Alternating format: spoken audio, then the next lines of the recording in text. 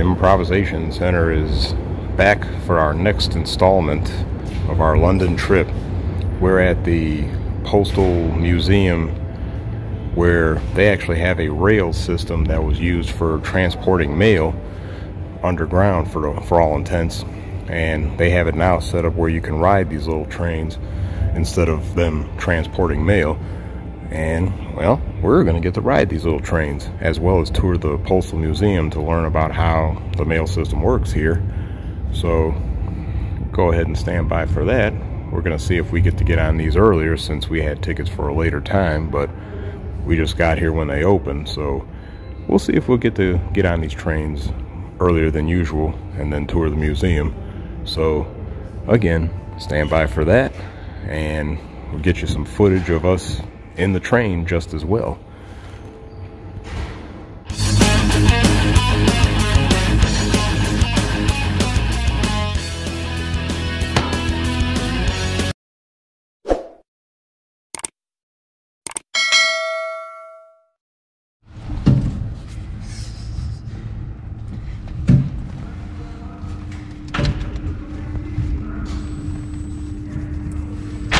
Currently inside the little mail train. Our pilot is sending us off. We ask all passengers to remain seated for the duration of the ride and not to lean on the sides of the train, as this may cause it to stop suddenly. Thank you.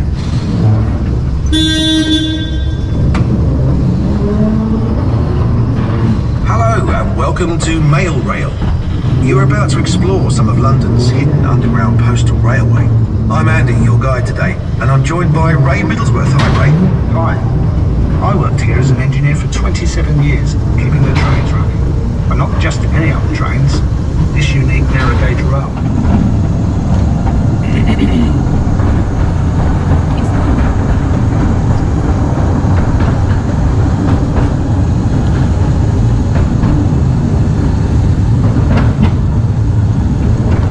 London from a few hours to just 30 minutes. It was an engineering marvel. Mail rail ran almost non-stop, night and day, for over 75 years until 2003. As we explore, we'll be going back in time to see tunnels, loading platforms, and a few surprises. We'll be at our first stop in a few minutes.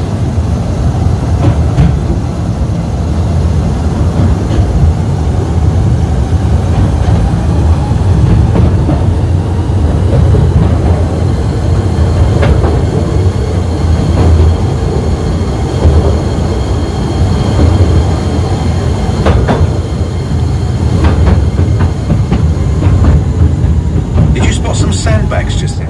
If they run down that hill we've just come down, that will catch them.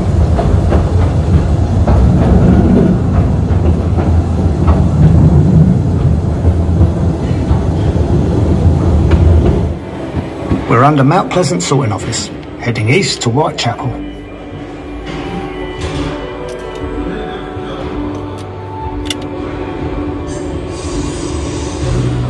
It was hard work down here, but we all thought we were part of something important. There was enormous team spirit.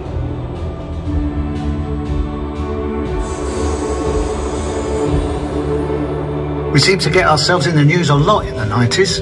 It didn't hurt that Bruce Willis made a film down here called Hudson Hawk.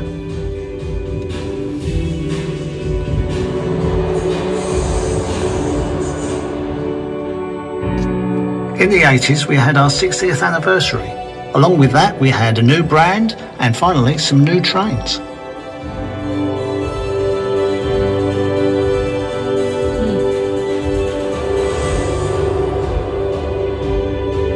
I'll tell you two things that sum up the 70s. Postcodes made life a lot easier, and strikes made life not so easy.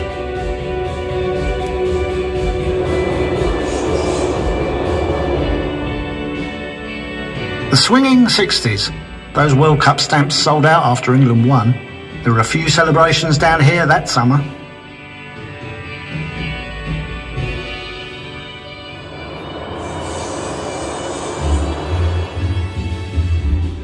In the 50s, air travel became much more common, and so did airmail, and that meant even more of it travelled along mail rail.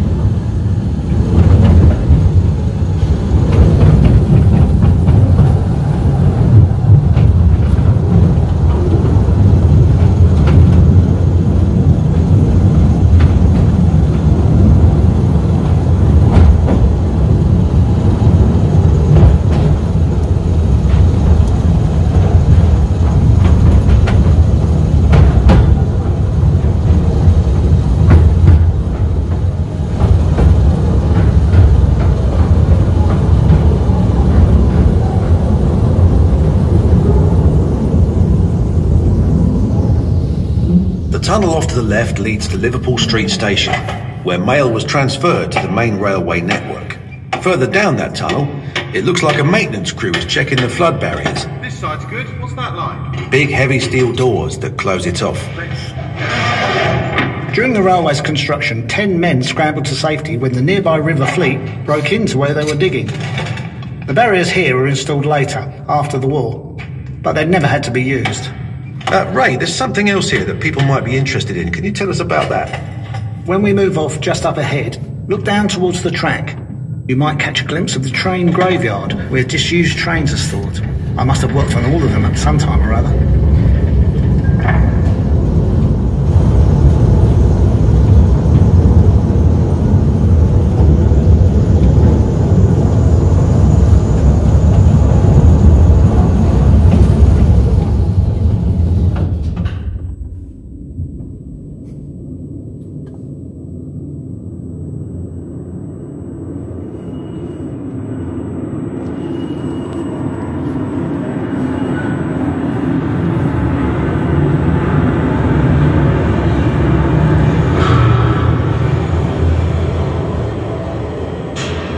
Don't worry, everybody. Just a power cut. Ray, can you explain? Power cuts happen from time to time when the railway was operational. We could draw power from the next station along to keep everything running. And of course, us guys in the engineering teams always kept the trains and track in good order. Okay, on we go.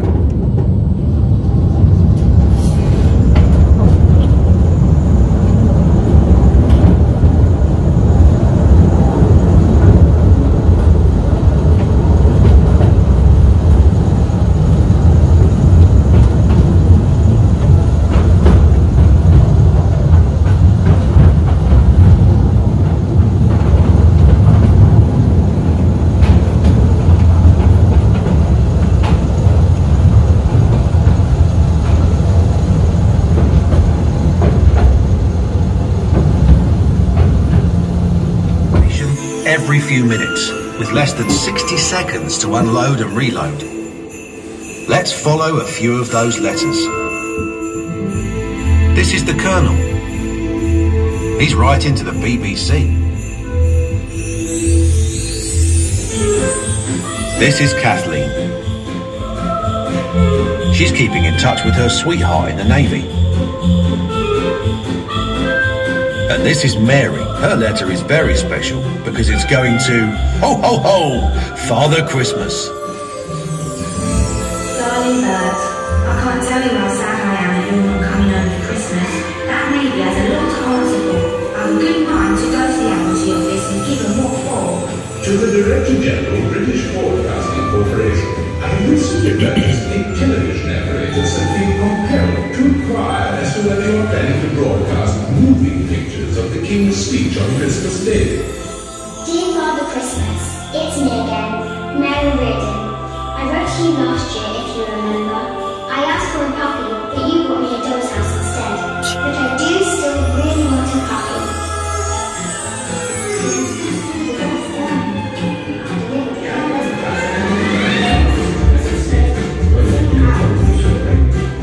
Father Christmas Day, the joy of a puppy. Must be important. Here we go.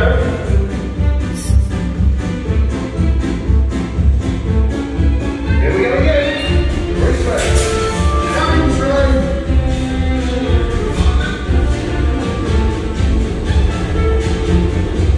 On that blooming cat. You have the past and the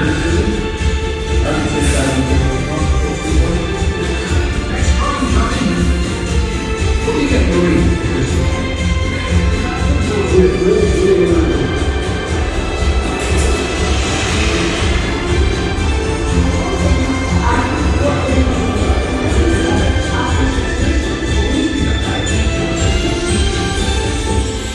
Must go now, or I shall be late for work. Take good care of yourself, Bert, my love. And Merry Christmas, my darling. Kathleen. I look forward to your response with keen anticipation. Yours sincerely, Colonel Arthur Bingley Crouch, retired.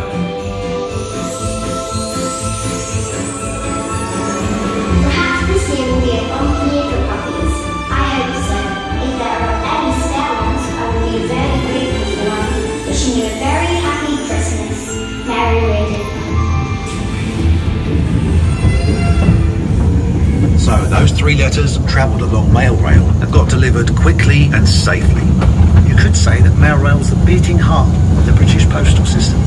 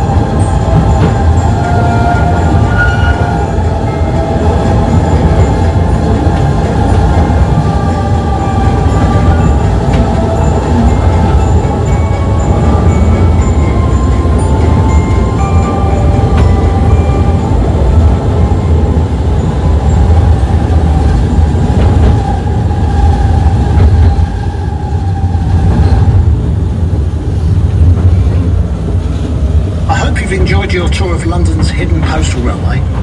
It was unique, and I love being part of the great team keeping the railway running. We hope you'll enjoy exploring the rest of the exhibition just as much. Goodbye, and Merry Christmas. Goodbye, and Merry Christmas.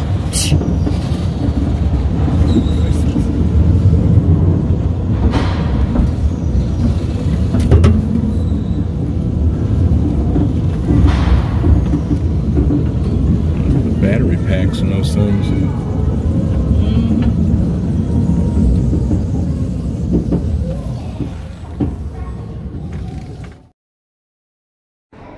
And that there concludes our railway tour. That was pretty cool. Little mini subway system for mail. Never had such a thing in the US. Be kind of fun to play around in such a thing. Kind of interesting looking at those locomotives. We passed by one of them. They had a huge battery pack in there like what you'd see in an electric forklift. So they were all independently powered. No third rail or central power system for what I could notice. But yeah, it's a pretty cool little setup they have. Cool to be able to preserve such a thing and be able to enjoy it for future generations. So we're gonna go ahead and continue to tour the rest of the museum, so stand by. Last rail run was in 03. Railway tunnels were used to keep treasures and valuables from the museum safe from Zeppelin bombardment during the First World War. In 44, a V2 rocket damaged the Western Parcels Office, flooding the mail room, closing it for 3 weeks. These are the battery locomotives. They have a gigantic battery pack on them to power the thing. It almost puts you in the mind of an electric forklift in a factory. With a gigantic rheostat on the front to control the speed of the motor. Of course, they have a little stuffed cat on there, probably to symbolize how cats played a role in the tunnels to keep varmints under control. It's also interesting enough to see how electric vehicles played a role even way back then. The size of that electric motor right there. Gigantic electric motor. Little maintenance cart for the rail line. I can imagine if I was maintenance in this post office, I'd be working on all this stuff. That might make it even more enjoyable. Get to play on a train. Like apparently these carts like this one here, instead of scrapping them, enterprising fellas like this here turned it into something utilitarian, such as a maintenance cart. Would sound like something I would have done. We even have us a locker right here that was reproduced to show all the hardware, tools, and miscellaneous stuff that the maintenance guys used on this system. And on the last day that the railway ran, a lot of the workers just left things as they had under normal circumstances, like they were gonna come back. But obviously they weren't coming back, so everything was as it was. So yeah, like the end of an age, really.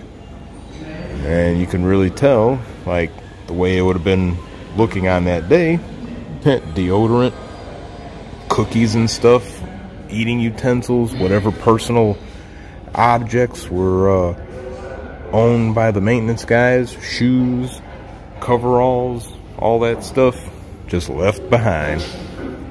Interesting concept. Before the electric trains were brought into existence, they actually utilized a pneumatic rail system where the rail cars were powered by compressed air that was supplied by a steam-powered fan.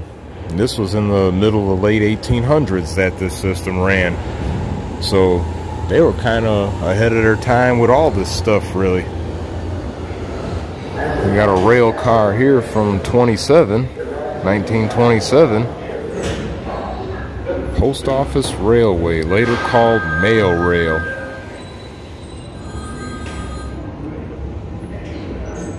Streets were so congested by 1909, mail traveled at less than 7 miles an hour, so that's why the rail system came into play, to move mail a lot faster.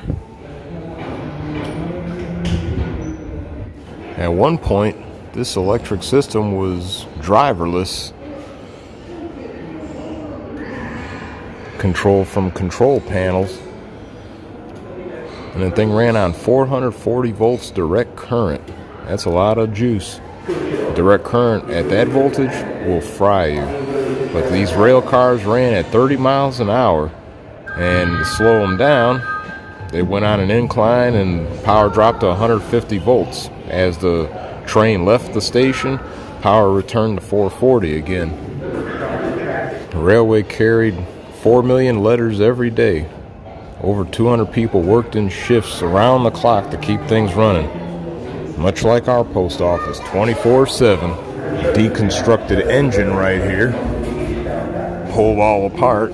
Got all the resistors, ballast resistors for controlling speed. Along with the drive system right here. All on a crane. 180 rail cars ran on the railway over its working life.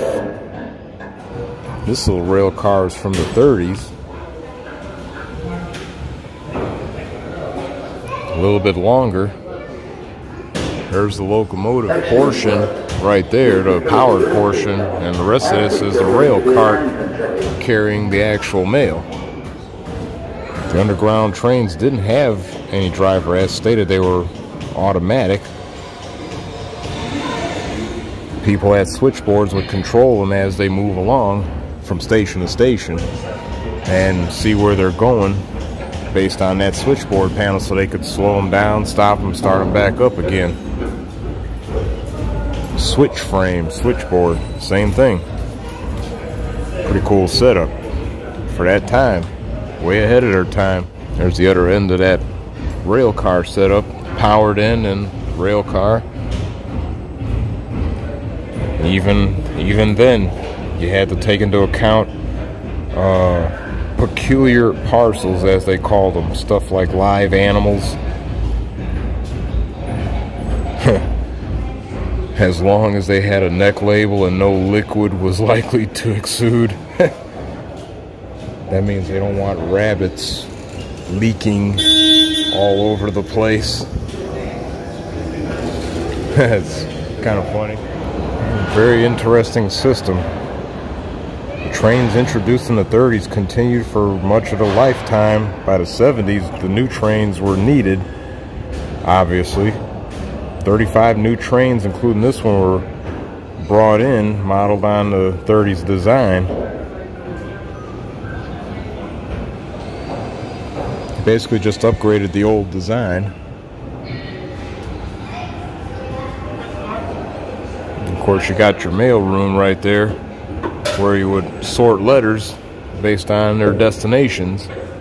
Mailbag exchange apparatus. Since they sorted stuff pretty quick, they'll just leave the bag right at the station without stopping the train.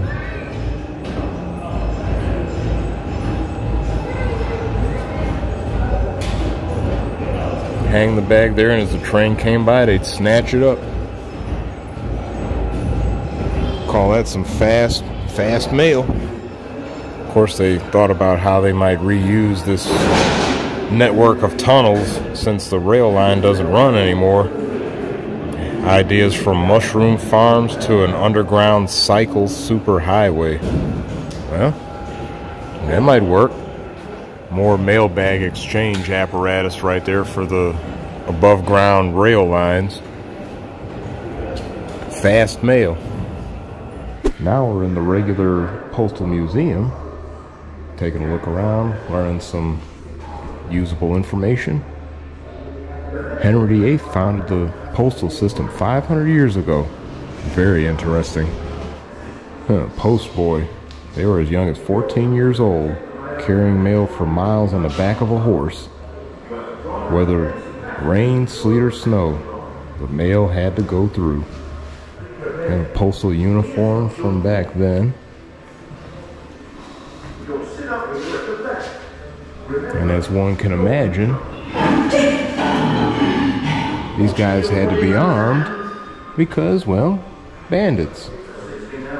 You might be transporting something valuable in the mail, so you got to be able to defend you and the mail. Of course, back then the firearms technology was, well, primitive. Flintlock pistols and blunderbusses, which were more or less like sawed-off shotguns. Of course, you have a mail wagon. Obviously, stagecoaches were vulnerable. Well, stagecoaches weren't vulnerable, but the postman on the horse was more vulnerable than anything, so they used stagecoaches such as this one to give them a little bit of a chance of keeping everything protected. Have a fellow riding shotgun, literally. Interesting factoid.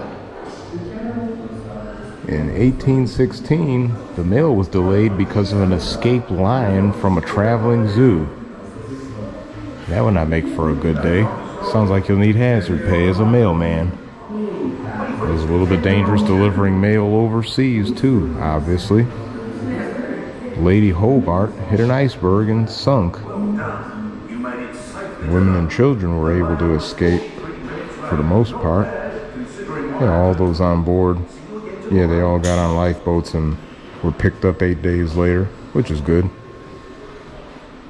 As stated before, postmen did get hazard pay on the high seas because they were attacked often by pirates. 8 pounds for an arm or a leg, 4 pounds for an eye. But they did still defend the mail by hook or crook. If they couldn't fight off the attackers, they were ordered to more or less sink the mail. During the Napoleonic Wars, Post Office Packet Windsor engaged in a firefight with a privateer,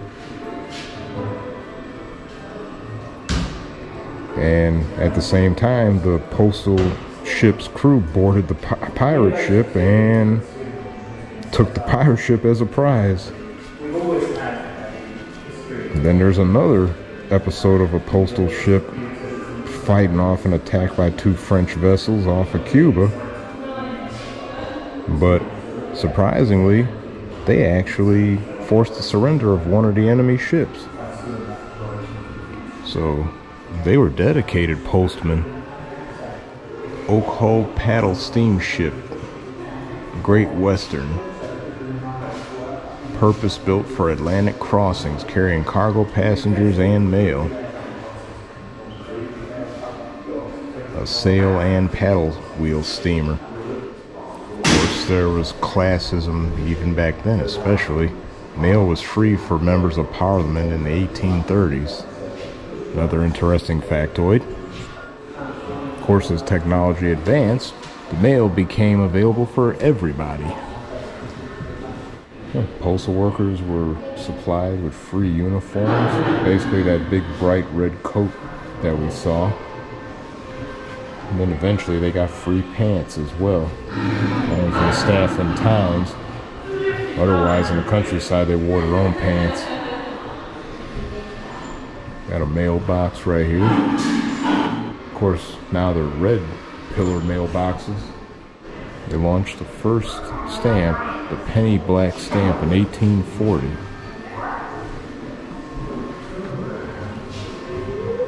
Right there. Of course, technology advanced and means of delivering a mail advanced, such as the train, the air train we've seen. Other little hardware, scales and stuff, telephones, all that stuff played a role in making the mail move. Even this 5-wheeled bike setup right here for helping them deliver mail quick. Of course they use motorcycles. Can't see that all too well. Horse and buggy. More motorcycles. And eventually automobiles.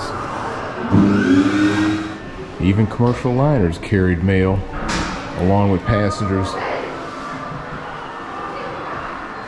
Telegrams and telegraphs help move information. Telephones help do the same thing. I wrote, "Hello, y'all, have a good day." They wrote back, "Hello." You even had air pneumatic tubes for moving messages around. They utilized all kinds of technology for moving the mail around. Look over here, we see some more uniforms. Of course, the post office played a vital role during wars, getting mail to the people on the front lines. Of course, the post office was a target of political bias. And of course, got our phone booth right here. Everybody digs a cool motorcycle.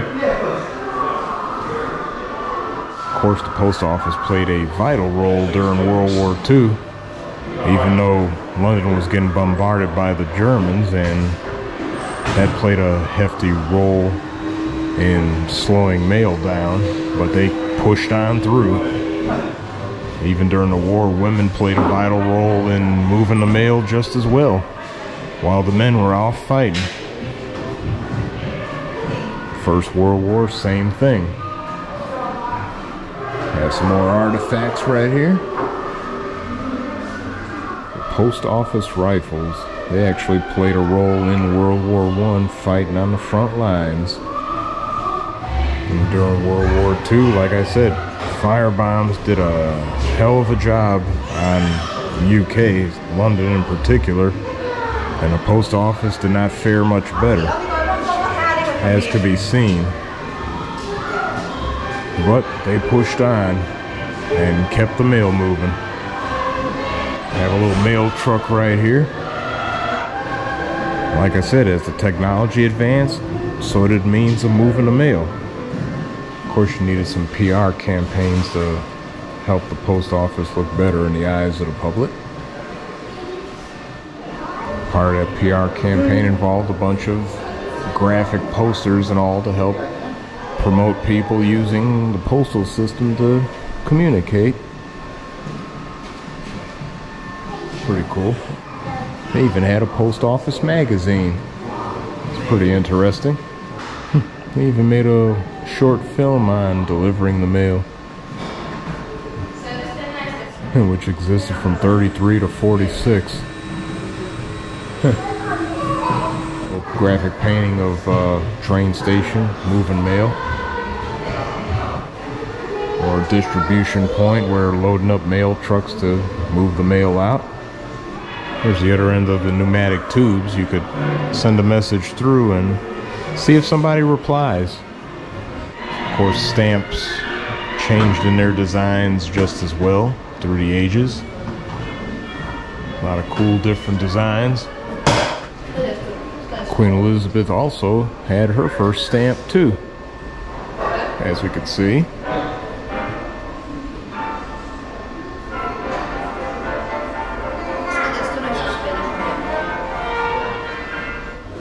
Got the old school telephone. All kinds of memorabilia, stamp-wise, postcards, all that good stuff.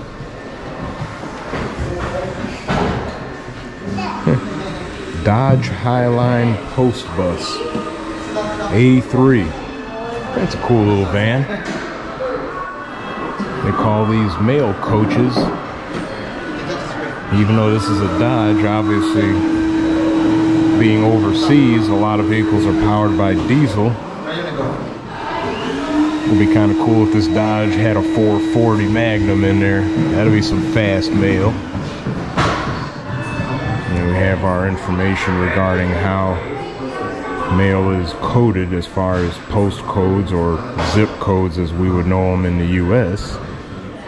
There's 1.8 million post codes in use in the UK, and they cover more than 30 million individual delivery addresses.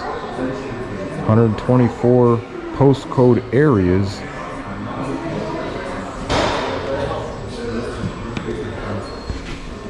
Split into 2,979 districts, 11,232 sectors.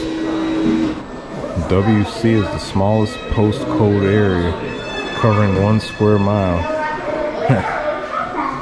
Every month around 3,000 postcodes are created, and on average 120 are deleted. Like in 1850, the post office carried around 327 million letters. Even back then, that's a lot of letters. And we have us a mail sorting machine. Elsie and Alf, automatic letter facer. Optical character translator drum, 1965. Translated glow-in-the-dark phosphor dots printed onto envelopes into instructions for sorting machines. That's actually pretty high tech for the time.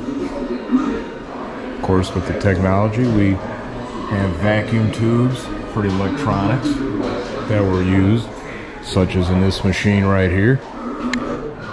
Of course, you had to have engineers for the post office as the technology advanced, and you ended up having more high-tech equipment, such as that sorting machine we saw. Actually had a hearing aid too. That's interesting. But yeah, advances in technology require people to actually manage that stuff. In '59, Norwich became the first place in the world to test post codes for the automated sorting of mail. So they were ahead of their time even then when it comes to automated processing of mail. And of course, they've seen what the future was going to hold, so things advanced. In '74, every home and business in the UK had a post code. Of course, they had to push to get everybody on board to use the post code system so mail can move more efficiently. Of course, to help promote the whole use of post codes, they even came up with a mascot, Poco the elephant, to help push the whole campaign for adopting the whole post code system. It says post code started as a tool for speeding up the sorting of mail. Now it's more or less a part of your identity and can be used to reveal info about you. Used by insurance companies to set premiums, and state agents to price houses, and developers to identify areas that are on the up. Wow. Postcode kind of covers a whole lot of aspects of everyday life then. Innovations. Obviously, with the technology advancing, drones are going to come into play in the future. And then, of course, electric vehicles come into play. And then, just like in the US, advanced parcel sorting machines play a role in moving thousands of pieces of mail every hour. robotics come into play as it is in the U.S. As the technology advances, so will the processing of mail and the speed of moving the mail. Well, that's pretty much it for the whole Postal Museum experience. Railway and General Information Museum. So we're gonna move on out, continue with our day, because there's more to see. So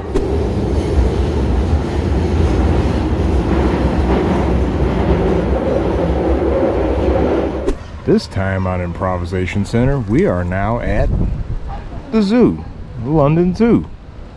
We're inside now. Already took a minute to go to the can, and we're gonna go ahead and start walking around. So yeah, stand by. In the reptile house,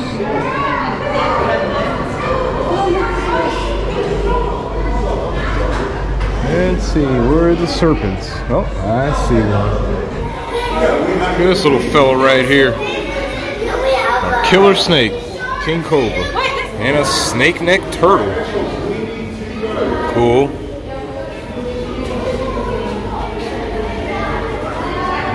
Oh, I see you. Animal leaf turtle. There you are. Water monitor. Big lizard. Got us a corn snake. Not toxic. Good pets. Got a tree boa. Pretty cool snake. Gidgy, spiny-tailed skink. Got a boa right here. Chinese crocodile lizard. Blue tree monitor. Hiding way up high. Round island skink. He's a plump one, ain't he? A caiman lizard. Big lizard. Snake-necked turtle. And Philippine crocodile. Big crocodile. Chinese salamander. Almost looks like a rock. Good camouflage. Poison dart frogs. Emperor spotted newt. Lake Oku clawed frog. Cool little frog. Spur-thighed tortoise. Bunches of little tadpoles. Midwife toad. Got another little salamander right here. Got some little ducks here. Oh, that's where they're hiding. Guess it's warm up there.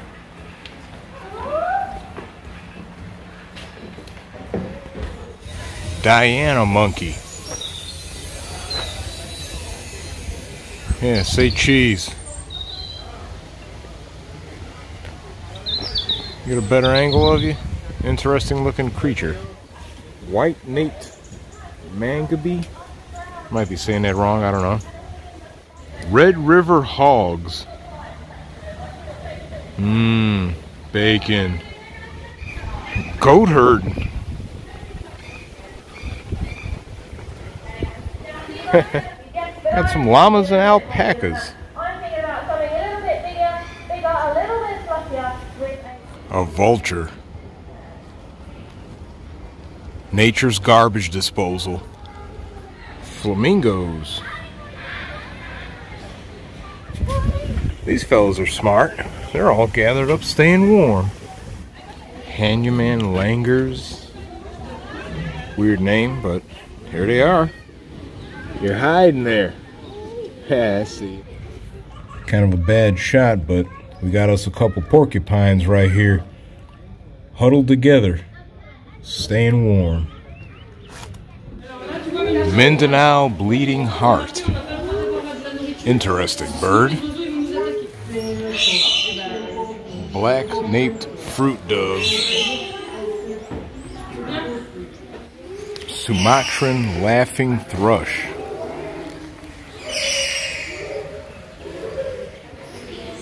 Brazilian tanager. Colorful bird.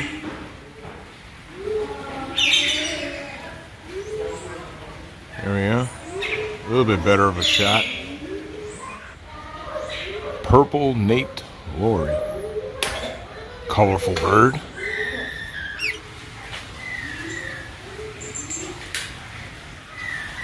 This guy's cool. Oh, look at this little guy.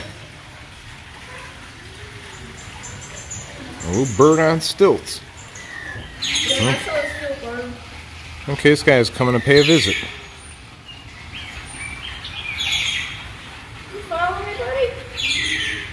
What are you doing on this side of town? I don't have anything for you, bird. Some more birds eating. And this guy following. What do you want? Oh. You're just going to eat?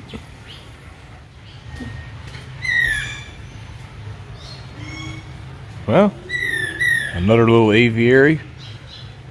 Be exiting. But wait, there's more. Like this little fella. Or this little fella. Now we exit. Cooney piggy.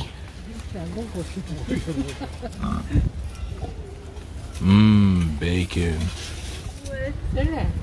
We have some camels. Big old camels. Look at this lazy bum right here. Typical cat. Dead asleep. This cat has not moved yet. This gibbon is staying warm inside. Pretty smart. We have us a Komodo dragon. Big lizard. At least we get a little shot of the Komodo's face, better than his rear end. Got us an emu and some wallabies over there hanging out, and one laying down. Lazy bum. We have us a hippo just chilling and grazing. Got a better vantage point of this fella. Smart zebra, staying where it's warm. And we have okapi, not a zebra. Red Forest Duker, I don't know how the hell to pronounce it, but here he is. Little dude, girl, I don't know. Here's our giraffes. Inside, staying warm and eating. Got us another one right here. Eating away. African wild dog. Acting just like a dog. Amusing. Little monkey right here. Pretty cool. Colobus monkeys? I might be saying that wrong, but they're all gathered up. Cool creatures. Look at these guys. Hi guys. Hi buddies. Up close and personal. Another lemur inside. Keeps bouncing around on us. He's showing us his rear end.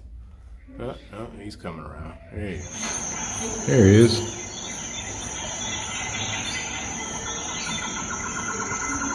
We have a flying fox. Baki. Funny name for a lively animal. Oh, there he is. Baki. We have us a sloth up in the tree. Look at these little monkeys right here.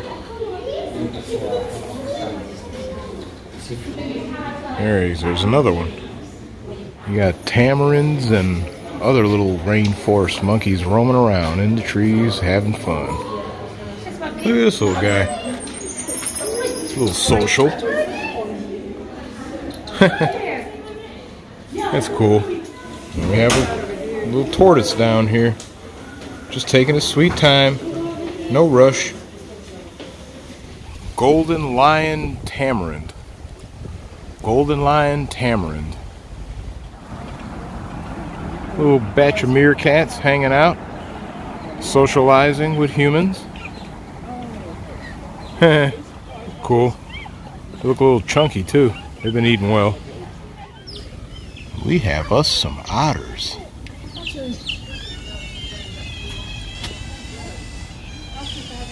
We got us some penguins. Penguin Beach.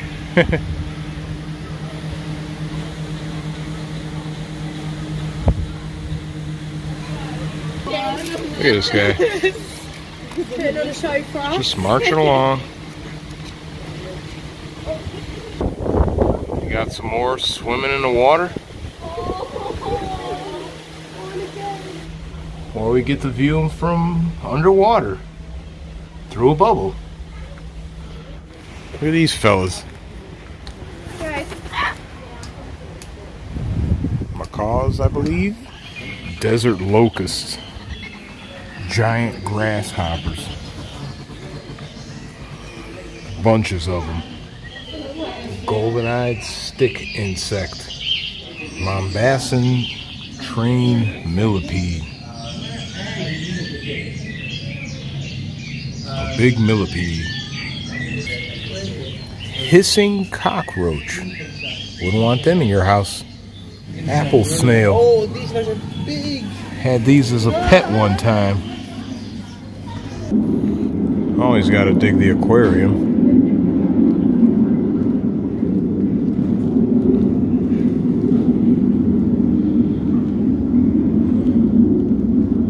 All the different tropical saltwater fish. Upside down jellyfish. Interesting. Galapagos tortoises. Big tortoises.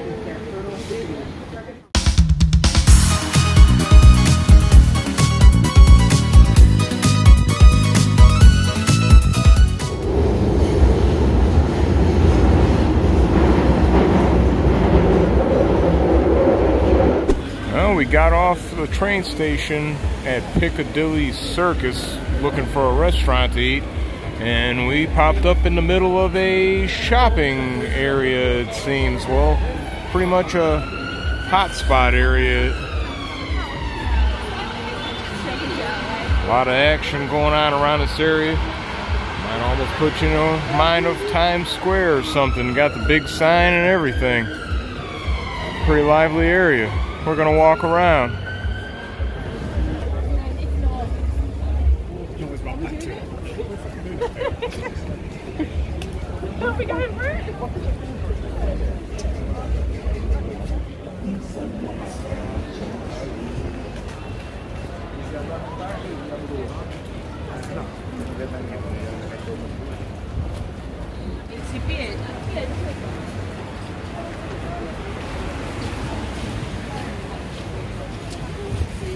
Place is huge.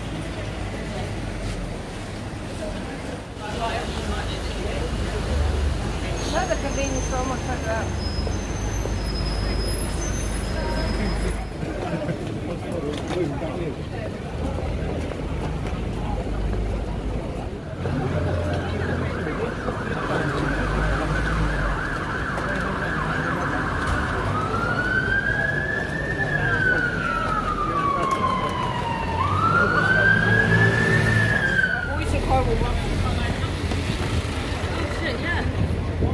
Well, we stopped at a Chinese restaurant, got ourselves a little buffet meal there.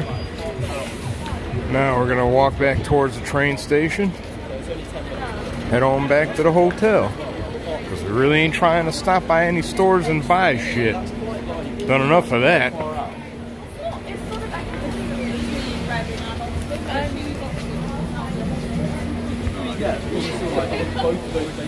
You got theaters. Piccadilly Theater.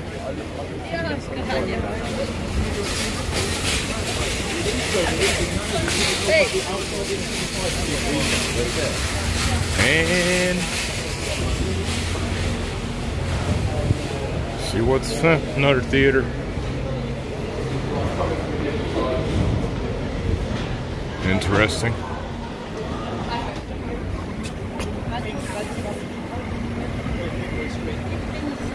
Saw a theater and a Five Guys. Of course, they have the same thing Five Guys in America does, so no loss there.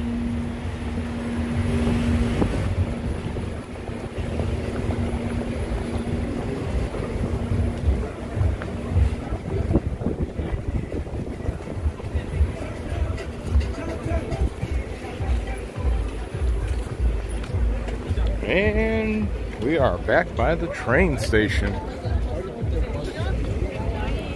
in this central spot here.